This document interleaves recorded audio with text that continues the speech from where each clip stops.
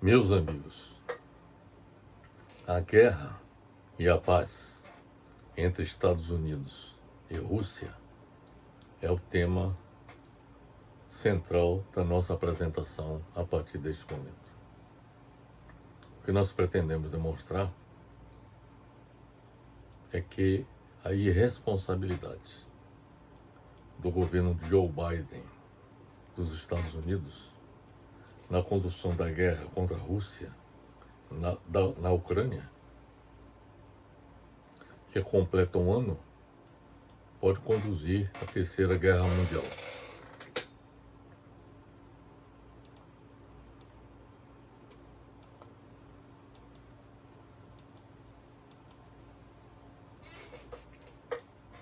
O fato é que o governo Joe Biden dos Estados Unidos age de forma irresponsável, colocando o mundo diante da possibilidade de uma hecatombe nuclear.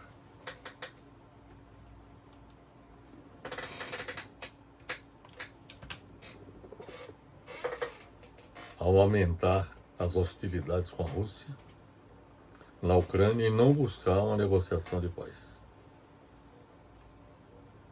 É muito provável que, ao invadir a Ucrânia,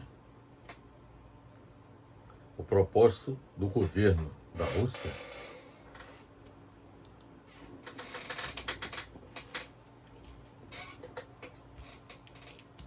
comandado por Vladimir Putin seria provavelmente o de criar as condições para negociar com o governo dos Estados Unidos o compromisso de evitar que a Ucrânia passasse a integrar a OTAN, que representaria uma ameaça à segurança da Rússia.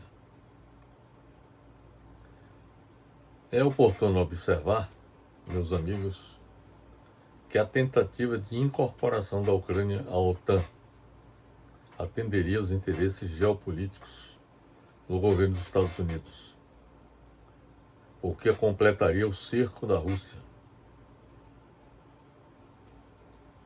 Nós vamos mostrar uma figura com o mapa da Europa, em que mostra em coloração azul os países que integraram a OTAN até 1997, e em coloração laranja os países que a ela se integraram a partir de 1997.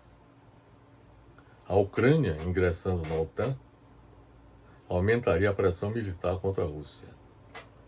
O mapa que nós temos aqui deixa bastante claro o propósito do governo dos Estados Unidos de promover um cerco da Rússia com a expansão da OTAN. Neste mapa que nós vamos lhe mostrar, em coloração azul, estão os países que integram a OTAN desde 1949.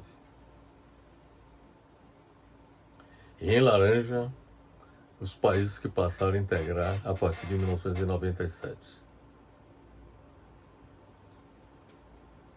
E na medida em que os países que estão aqui na coloração em laranja integraram a OTAN, se aproximaram das fronteiras da Rússia. Está aqui o mapa. Em coloração azul são os países que integraram a OTAN desde 1949, com o propósito de fazer frente à União Soviética. Aqui em coloração laranja estão os países que eram países socialistas do leste europeu, que integravam o Pacto de Varsóvia, que era o oponente da OTAN e que foi construído pela Rússia, pela União Soviética. Então, os países que integraram o Pacto de Varsóvia ex-países socialistas, passaram a integrar a OTAN também. E aqui nós temos aqui a Ucrânia, que com a incorporação da Ucrânia à OTAN, a ameaça em relação à segurança na Rússia aumentaria ainda mais significativamente, porque a Ucrânia está bem mais próximo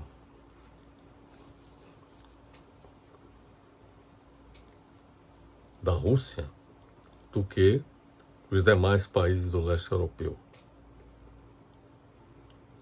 Então essa aproximação, essa tentativa de incorporação da Ucrânia à OTAN foi o elemento determinante da invasão da Rússia ao território ucraniano.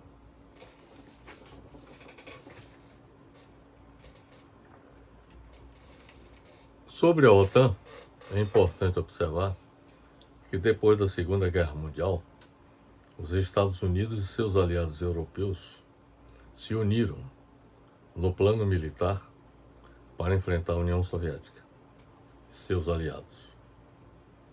Desta união resultou a constituição da OTAN, que é a Organização do Tratado do Atlântico Norte. Isto aconteceu em 1949, sob a liderança dos Estados Unidos. Por sua vez, a União Soviética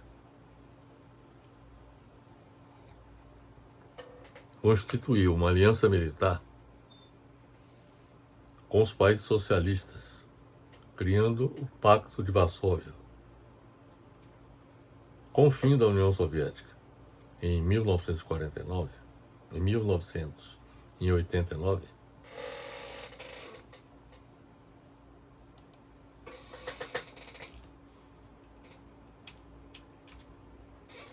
o Pacto de Varsóvia se desfez.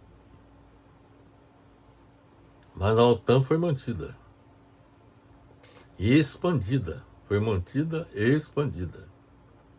para atender os interesses geopolíticos dos Estados Unidos no confronto com a Rússia, com a incorporação dos países que pertenceram ao Pacto de Varsóvia.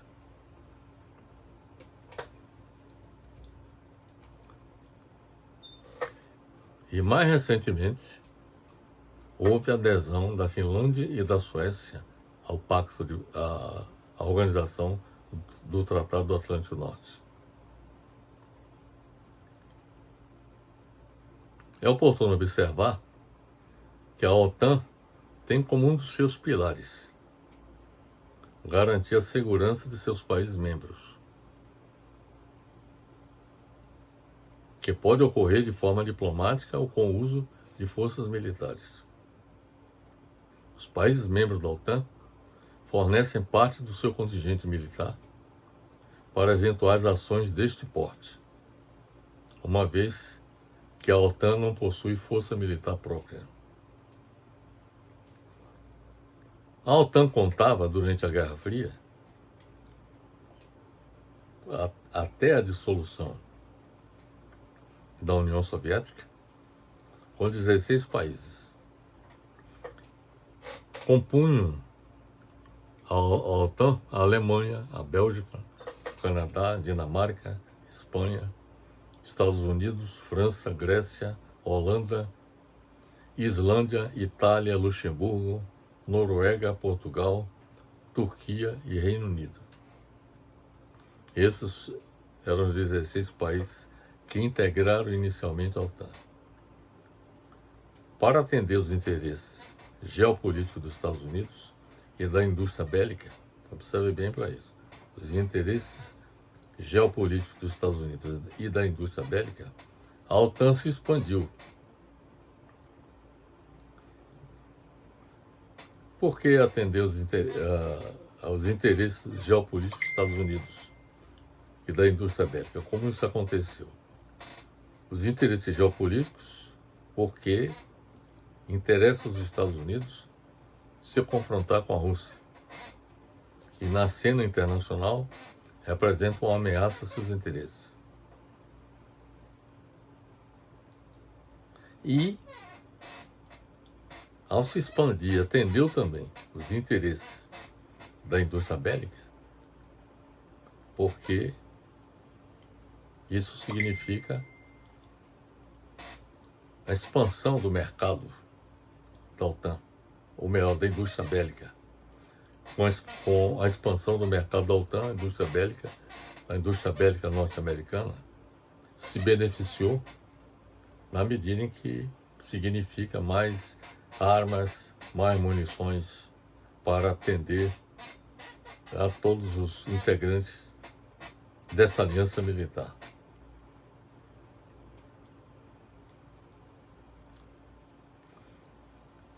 E essa expansão significou a atração de 14 países que integraram o sistema socialista do leste europeu, como Albânia, Bulgária, Croácia, Eslováquia, Eslovênia, Estônia, Hungria, Letônia, Lituânia, Macedônia, Montenegro, Polônia, República Tcheca e Romênia. Como já lhes falei, mais recentemente a Finlândia e a Suécia aderiram à OTAN também. Agora, no caso da guerra da Ucrânia, o comportamento diplomático do governo Joe Biden, dos Estados Unidos, para com a Rússia, foi diferente do comportamento do governo John Kennedy, no caso da crise dos mísseis de Cuba em 1962. No confronto dos Estados Unidos com a União Soviética. Ao invés de tentar negociar, como aconteceu com o governo Kennedy e o governo da União Soviética em 1962, ao invés de tentar negociar uma solução que conduza à paz,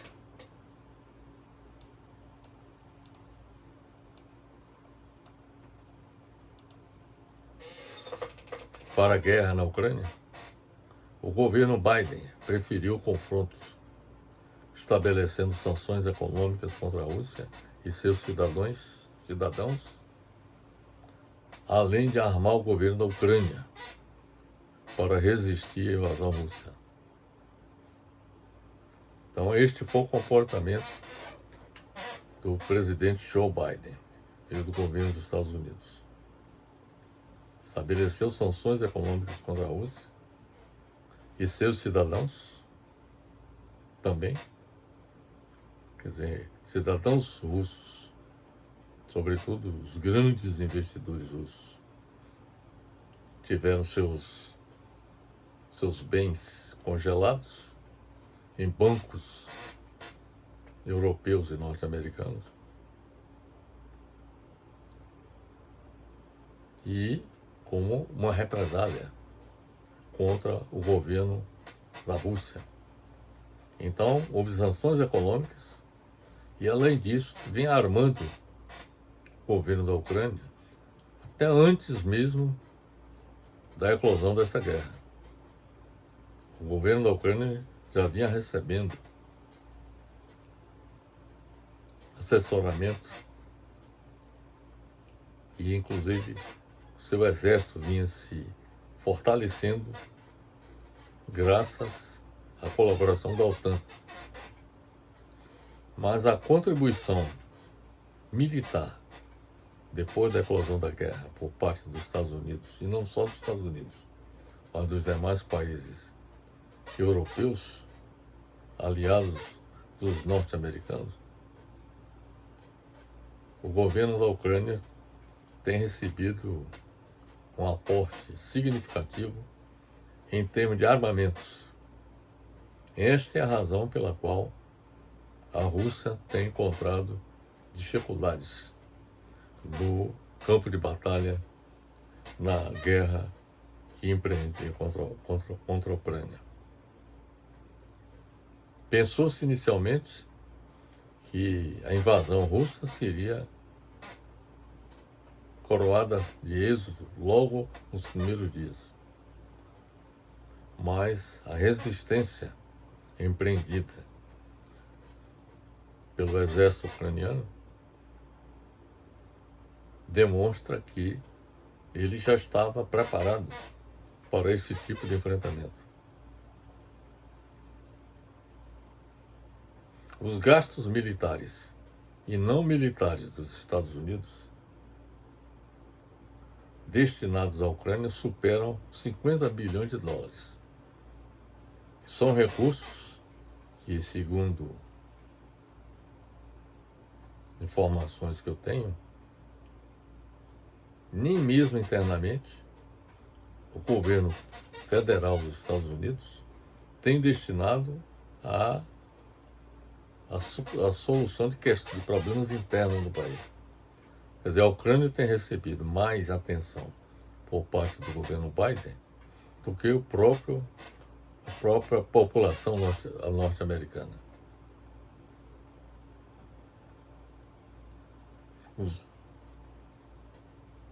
O próprio Biden, veja bem para essa observação que eu pretendo lhes fazer agora.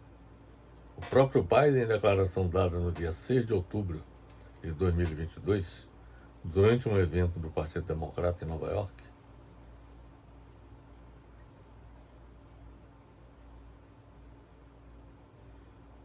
afirmou que via risco de Armagedon nuclear, ou seja, uma guerra final que está no nível mais alto desde a Guerra Fria, ao citar que Putin não está brincando,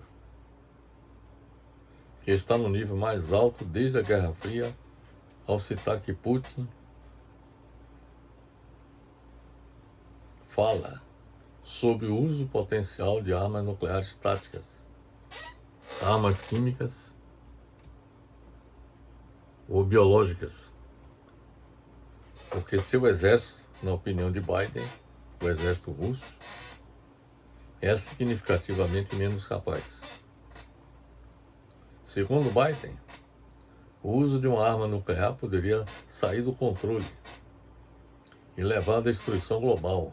Veja bem essa observação feita pelo próprio Biden no dia 6 de outubro de 2022.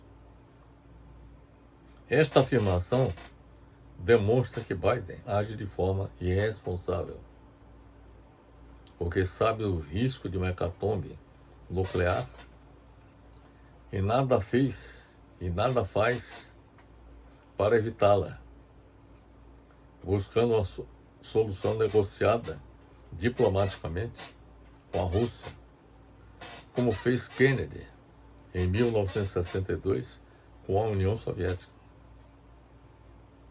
A irracionalidade de Joe Biden em manter o conflito dos Estados Unidos com a Rússia se explica por 4 motivos.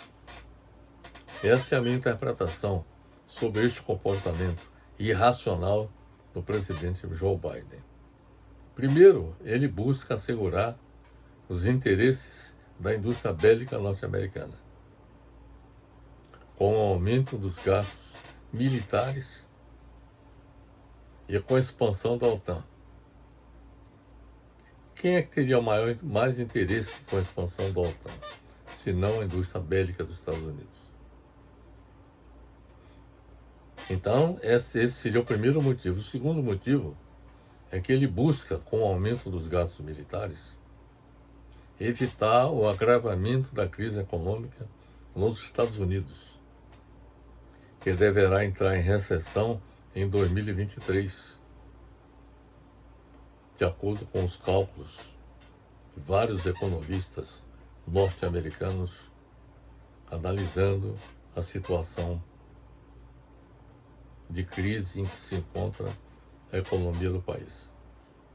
O terceiro motivo é que ele busca melhorar sua popularidade internamente, ao completar 2 anos de mandato, que está em baixa, com apenas 40% da população americana aprovando seu governo.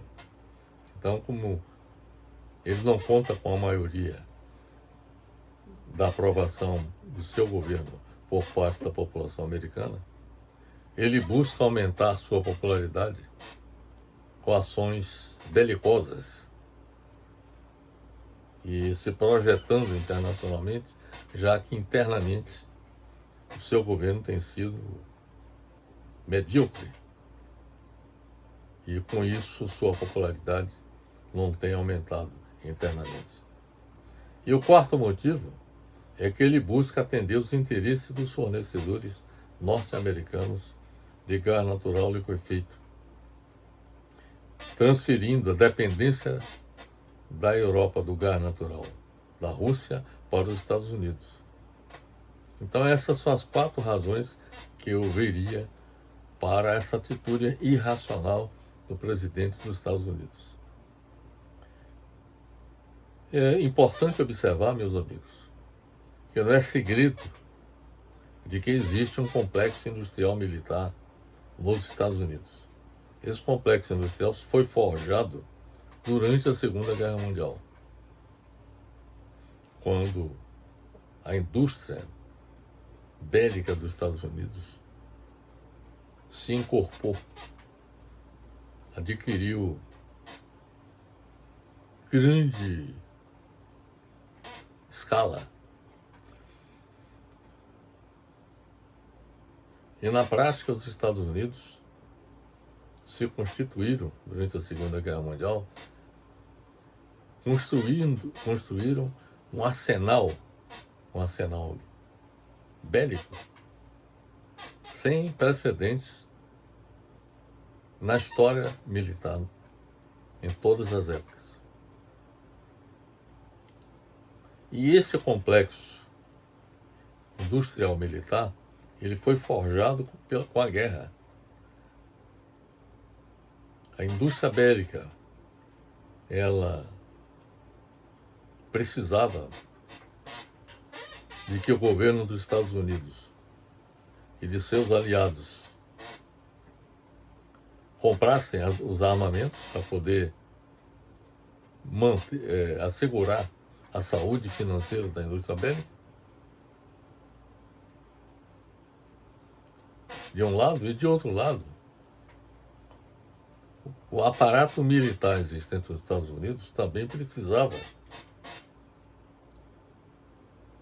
do desenvolvimento da indústria bélica para empreender as ações militares que os Estados Unidos desenvolveram a partir da Segunda Guerra Mundial, em todo o mundo, com intervenções militares em várias partes do mundo. Então, para isso, precisava de ter um respaldo da indústria bélica. Então, esse complexo industrial militar passou a ter interesses comuns. Um de ganhar dinheiro, é a indústria bélica, e o outro de assegurar a superioridade militar dos Estados Unidos com o fortalecimento da indústria bélica e das Forças Armadas dos Estados Unidos. Então, este casamento entre o setor militar e a indústria bélica se tornou cada vez mais robusto nos Estados Unidos. E não é segredo que existe esse complexo industrial militar, que faz com que todos os governantes norte-americanos fiquem dele reféns.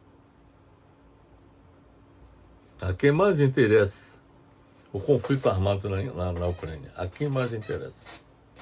Não há dúvidas que o maior interessado com o conflito é a indústria bélica dos Estados Unidos, com a venda de armas à OTAN e seu fornecimento à Ucrânia. O Congresso dos Estados Unidos votou um projeto de lei chamado Proteger a Ucrânia, para fornecer armamento à Ucrânia. Já despendeu cerca de 50 bilhões de dólares nesse sentido. O mesmo está acontecendo com outros países integrantes da OTAN. Pergunta-se, mesmo bem armada, a Ucrânia teria condições de vencer a guerra com a Rússia? A resposta é não. Por quê? Porque, além da ampla superioridade militar, a Rússia é uma potência atômica, o que torna impossível um confronto direto. Os aliados da OTAN pela possibilidade de uma hecatombe nuclear. Esta é a razão pela qual os Estados Unidos e os países integrantes da OTAN não colocaram nem tropas, nem todo o aparato militar da OTAN no campo de batalha da Ucrânia. Está se restringindo basicamente ao fornecimento de armamentos e de assessoramento militar ao governo da Ucrânia. Mas quase todos os países da região estão comprando armas, equipamentos militares e munição. E claro que a indústria bélica dos Estados Unidos está ganhando muito dinheiro por conta disso. Tudo isso demonstra que o governo Joe Biden busca assegurar os interesses da indústria bélica norte-americana com a expansão da OTAN. Não é por acaso que a indústria bélica norte-americana é a maior do mundo. Dos 10 maiores fabricantes de armas do mundo, 6 são norte-americanas, sendo 5 delas líderes da indústria bélica mundial. Eu tenho um quadro aqui que mostra os grandes fabricantes de armas do mundo, os 10 maiores fabricantes de armas do mundo. Aqui pelos Estados Unidos, nós temos a Lockheed Martin, temos a Raytheon, Boeing, Northrop Grumman, a General Dynamics e também L3 Harris. L3 Harris dos Estados Unidos. Então nós temos aqui, entre as 10 maiores fabricantes de armas, 6 dos Estados Unidos. Dessas 10, os 5 maiores fabricantes de armas são norte-americanos. Depois temos um fabricante que é britânico, temos 3 chineses e 3 chineses.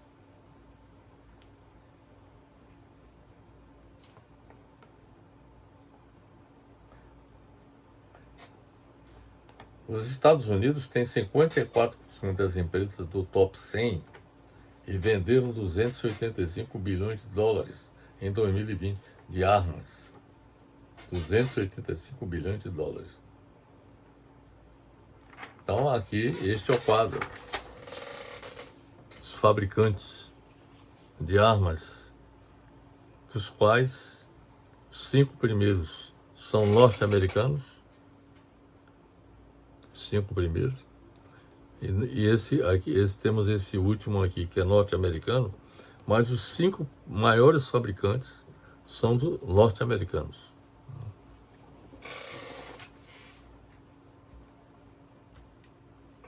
Não há dúvidas que a indústria bélica patrocina a guerra na Ucrânia, como promoveu outras guerras no passado, para ganhar dinheiro. A produção recorde de armamentos, cada vez mais letais e cirúrgicos, necessita ser posta para funcionar na prática. Nós temos uma figura em que apresenta os maiores gastos militares no mundo por país. Os Estados Unidos são os que têm o maior gasto militar do mundo, são 39% do total. Temos aqui um outro gráfico que dá para caracterizar a supremacia dos Estados Unidos entre os países que mais gastos militares têm no mundo. Os Estados Unidos, por exemplo, têm gastos militares de 39%.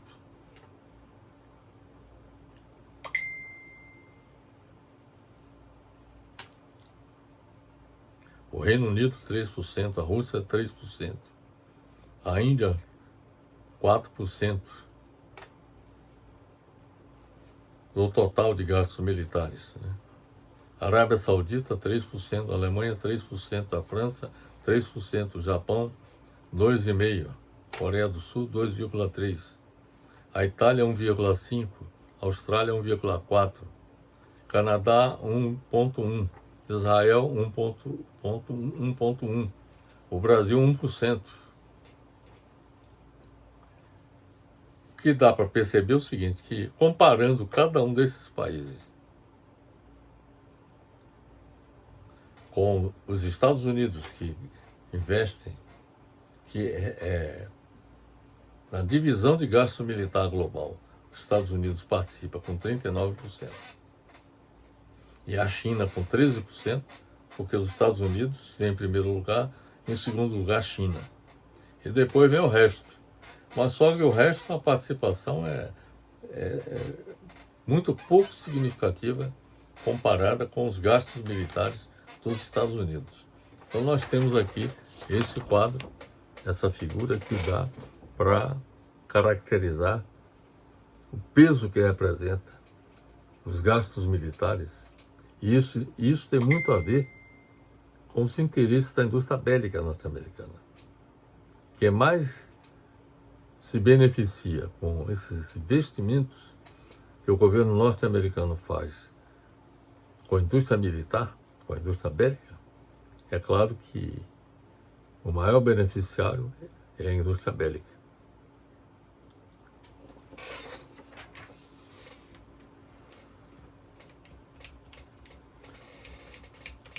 Na história dos Estados Unidos, eu anotei que os Estados Unidos contam com 102 guerras em seu currículo belicoso.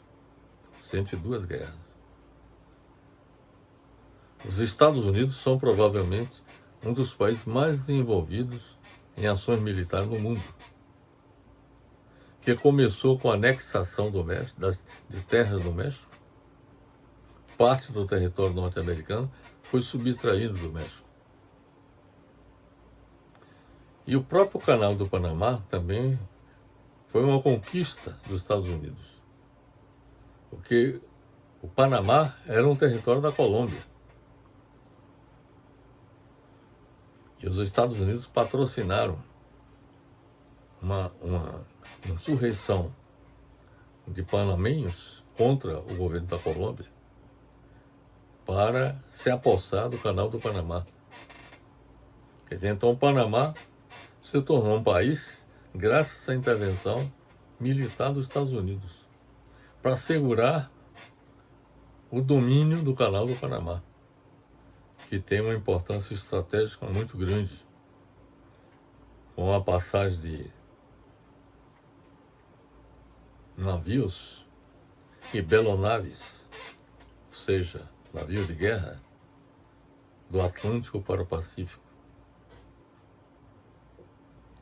Não é coincidência que os Estados Unidos sejam um dos países que mais se beneficiam economicamente de confrontos armados, já que as maiores exportadoras de armas do mundo são norte-americanas, conforme nós lhes mostramos há pouco.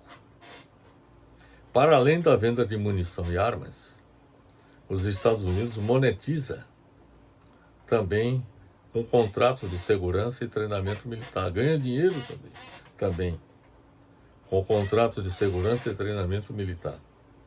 O que faz com que muitos membros do Congresso norte-americano entendam as guerras como uma máquina de gerar emprego e dinheiro. A paz, a conclusão que se extrai é o seguinte, é que a paz para os Estados Unidos poderia custar muito caro, além de deixar de gerar emprego internamente, também perderia dinheiro. São estes fatos que levam muitos a questionarem a real motivação dos Estados Unidos na defesa da Ucrânia, que há anos vive em estado de tensão com a Rússia. uma justificativa defendida pelos Estados Unidos e seus aliados europeus é que ajuda a Ucrânia porque a sua soberania foi atingida. É claro que, ao invadir a Ucrânia, a Rússia praticou um ato que atenta contra a soberania da Ucrânia e atenta também contra a Carta das Nações Unidas, que ela violou a Carta das Nações Unidas. Mas a verdadeira motivação não seria essa, o fato da Rússia ter violado a Carta das Nações Unidas ou atingir um país soberano. Porque os Estados Unidos, os próprios Estados Unidos, sempre praticaram intervenções desse tipo. Promoveram intervenções no Iraque, no Afeganistão, na Líbia, na América Latina também. Inclusive no próprio Brasil, o golpe de Estado de 1964 teve o patrocínio do governo dos Estados Unidos.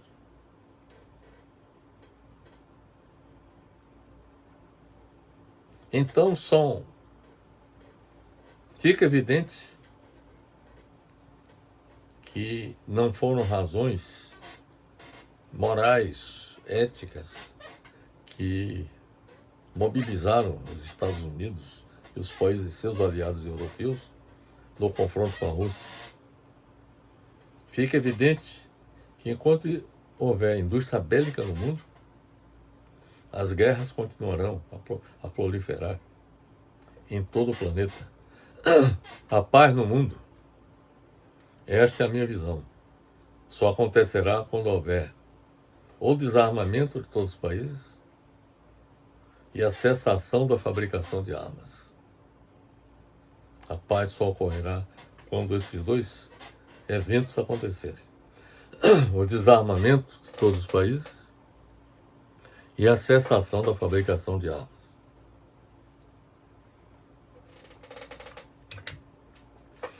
Portanto, pelo que nós acabamos de expor, fica evidenciada a responsabilidade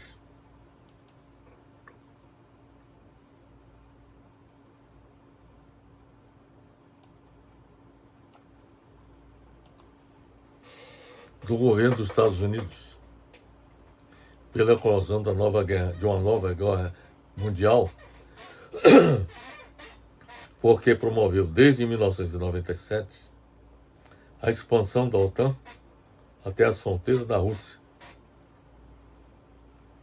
que se completaria com a incorporação da Ucrânia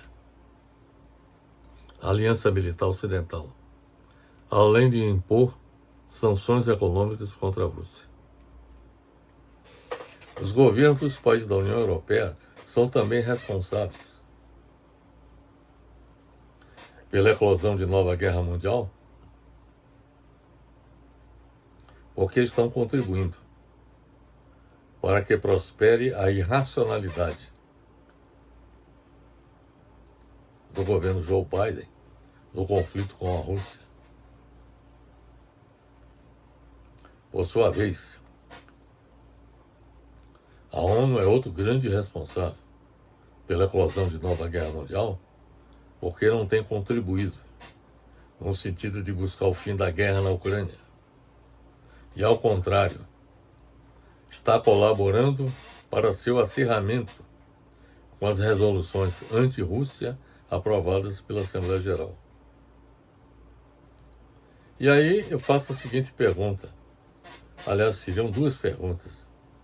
Como fazer para celebrar a paz na guerra entre a Rússia e a Ucrânia? Seria a primeira pergunta. E a segunda, como fazer para que as guerras cheguem definitivamente ao fim em nosso planeta, realizando o sonho de Immanuel Kant, expresso em sua obra A Paz Perpétua.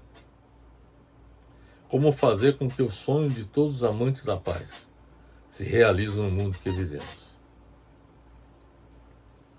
Eu entendo que a guerra entre Rússia e Ucrânia só chegará ao fim desde que sejam eliminadas suas causas. Na minha opinião, são duas as causas da guerra na Ucrânia. Primeiro, a expansão da OTAN, Aliança Militar Ocidental, rumo às fronteiras da Rússia. Segundo, o desejo do governo da Ucrânia de se incorporar à OTAN, que completaria o cerco da Rússia, tornando este país vulnerável.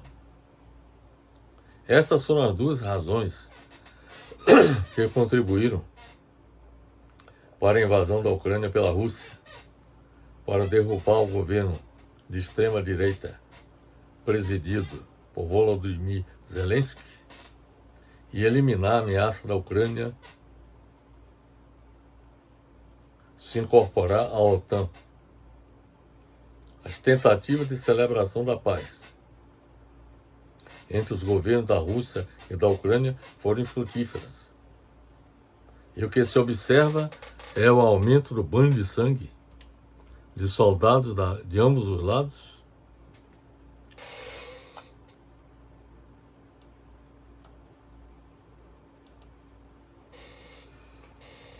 e da população civil ucraniana. Além disso, o aumento de refugiados e a destruição da infraestrutura da Ucrânia pelos bombardeios russos. A celebração da paz na Ucrânia não produziu avanços, porque quem deveria negociá-la seriam os governos dos Estados Unidos e da Rússia, e não entre os governos da Rússia e da Ucrânia, como se tentou inicialmente. Porque só os governos dos Estados Unidos e da Rússia teriam capacidade de eliminar as causas da guerra.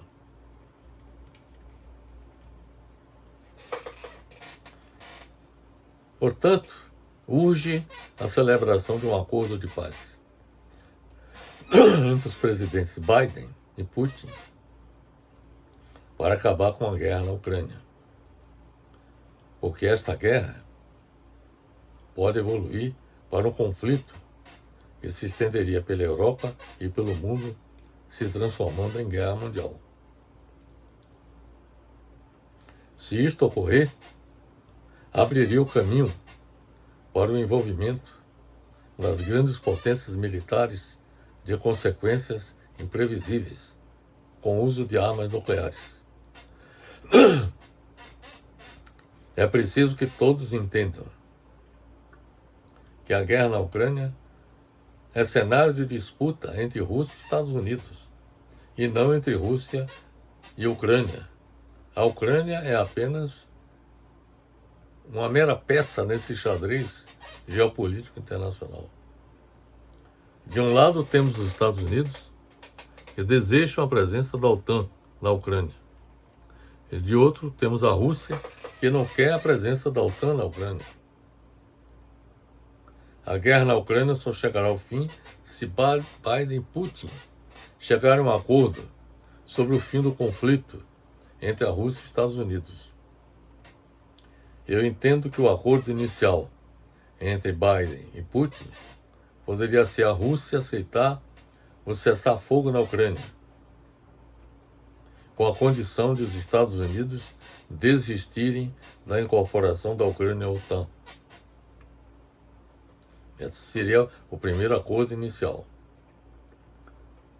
O acordo definitivo seria a Rússia acabar com suas hostilidades na Ucrânia, liberando as áreas ocupadas neste país e assumindo o ônus de reconstruir o que foi destruído pela guerra, com a condição de os Estados Unidos e a OTAN abandonarem os países do leste europeu, ou seja, se afastarem das fronteiras da Rússia e assumir o compromisso de remover as sanções econômicas e financeiras adotadas contra a Rússia. Essas que são as condições que, na minha visão, seria possível chegar ao fim definitivo deste conflito. O acordo entre Biden e Putin seria vantajoso para a Ucrânia, a Rússia, os Estados Unidos, a Europa e para o mundo. A Ucrânia ganharia com este acordo porque acabaria o sofrimento de sua população, removeria a ocupação militar de seu território pela Rússia, recuperaria sua soberania sobre o território nacional e teria a reconstrução do país realizado pela Rússia. A Rússia ganharia com este acordo porque haveria a remoção das sanções econômicas e financeiras contra ela adotadas pelos Estados Unidos e seus aliados ocidentais. Haveria o abandono da pretensão da OTAN de adesão da Ucrânia como um dos seus países integrantes e o compromisso dos Estados Unidos e da OTAN de excluírem 14 países do leste europeu, como Albânia, Bulgária, Croácia, Eslováquia, Eslovênia, Estônia, Hungria, Letônia, Lituânia, Macedônia do Norte, Montenegro, Polônia, Romênia e República Tcheca, seriam excluídos da OTAN. Os Estados Unidos ganhariam com o acordo porque deixaria de ocorrer a desestabilização de sua economia com o aumento do déficit público, resultante dos crescentes gastos militares com a guerra na Ucrânia. A Europa ganharia com o acordo porque desapareceria a ameaça de cessação do suprimento de petróleo e do gás natural da Rússia e de desestabilização de suas economias. O mundo ganharia com o acordo porque desapareceria a ameaça de nova guerra mundial que levaria ao fim da espécie humana. Então, eu entendo que para esse conflito na Ucrânia acabar, essas seriam as medidas que precisariam ser adotadas. Cada um dos lados teria que ceder em várias questões, como aquelas que nós há pouco especificamos. Para Biden e Putin celebrar um acordo de paz, é preciso também, este é um ponto que eu acho importantíssimo, é preciso que a ONU, através do seu secretário-geral, saia de sua passividade e procure a celebração da paz mundial. E a China e todos os países amantes da paz se mobilizem, como é o caso do Brasil, até como iniciativa do próprio presidente Lula, de buscarem se mobilizarem visando a realização da paz mundial. Para afastar definitivamente novos riscos de uma nova guerra mundial e que se concretize a paz perpétua em nosso planeta, atendendo ao sonho do grande filósofo Immanuel Kant, seria preciso a reforma do sistema internacional atual, que é incapaz de garantir a paz mundial. Nesse caso da Ucrânia, é exemplar. A ONU simplesmente fica assistindo e não toma nenhuma iniciativa no sentido de buscar um acordo de paz entre as partes beligerantes. O novo sistema internacional deveria funcionar com base em um contrato social planetário. Precisamos elaborar um contrato social planetário. O contrato social planetário seria a constituição do planeta Terra. Cada país tem sua constituição. Nós precisamos ter uma constituição para o conjunto do nosso planeta. Seria o contrato social planetário. Para a elaboração desse contrato social planetário, deveria haver a convocação de uma Assembleia Mundial Constituinte, com a participação de representantes de todos os países do mundo eleitos para este fim. O contrato social planetário deveria estabelecer a existência de um governo mundial, cujo presidente deveria ser eleito com mais de 50% de votos do Parlamento Mundial, a ser também constituído democraticamente.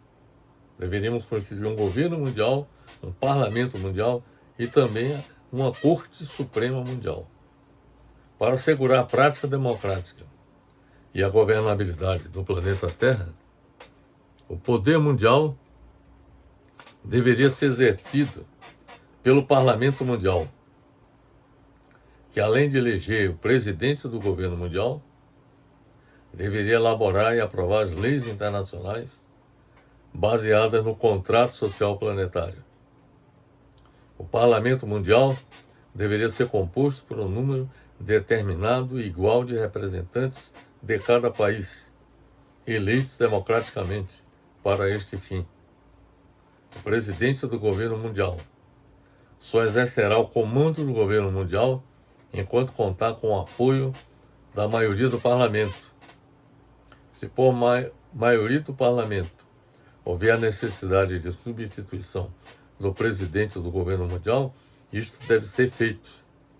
O governo mundial deve contar com uma estrutura organizacional que seja capaz de lidar com as relações internacionais, a questão militar, a economia global, o meio ambiente global, a educação, a saúde, a infraestrutura, a ciência e a tecnologia, entre outras, para dialogar com o Parlamento Mundial e os países integrantes do sistema internacional.